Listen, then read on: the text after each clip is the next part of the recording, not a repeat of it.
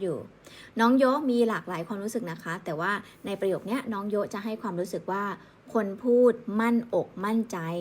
ยืนกรานในสิ่งที่ตัวเองพูดนะคะโอเค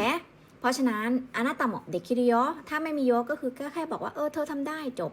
แต่ถ้ามีโยก็คือเฮ้ยฉันมั่นใจว่าเองทำได้เว้ยเฮ้ยอย่างเงี้ยเขาจะบาน้ำหนักมันจะไม่เหมือนกันโอเคน้ำหนักมันจะไม่เหมือนกันนะจ๊ะเล่มนี้อยู่ในเลเวลไหนคะเล่มนี้อยู่ใน N5 ค่ะเล่มนี้อยู่ใน N5 ทุกคนทวนนิดนึง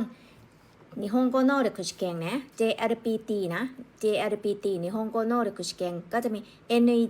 N2 N3 N4 N5 ทุกคนสังเกตไหมแต่ออกเสียง N ว่าอะไร N N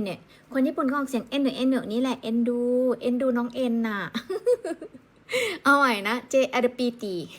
JLPT ว่าสั้นจริงๆเขาออกเสียงจังซี่จริงๆนะเสียงเขาจะออกอารมณ์ประมาณนี้แหละเพราะฉะนั้นเราก็ต้องทำให้มันคุ้นเคยโอเคปะก็คุ้นเคยเนาะเป็น N1 N2 N3 N4 と N5